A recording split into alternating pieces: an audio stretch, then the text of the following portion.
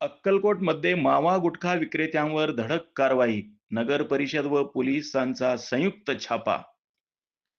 अक्कलकोट शहरात बेकायदेशीरपणे सुरू असलेल्या मावा व गुटखा विक्री विरोधात अक्कलकोट नगर परिषद आणि पोलीस प्रशासनाने संयुक्तपणे मोठी कारवाई केली.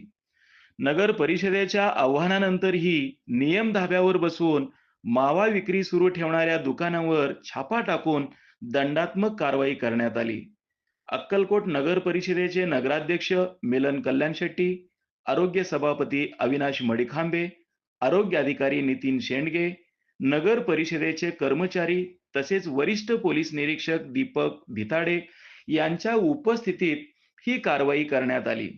2 दिवसांपूर्वी नगर परिषदेच्या वतीने शहरात मावा बंदीबाबत स्पष्ट आवाहन करण्यात आले होते.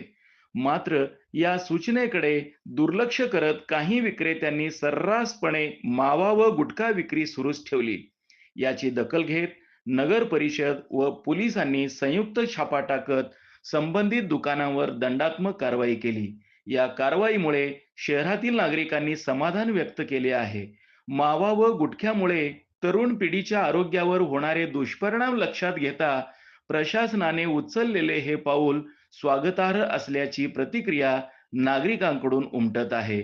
यापुढेही मावा किंवा गुटखा विक्री करताना कोणी आढळल्यास यापेक्षा अधिक कडक कारवाई करत थेट गुन्हे दाखल होणार असल्याची माहिती अक्कलकोट प्रशासनाने दिली आहे.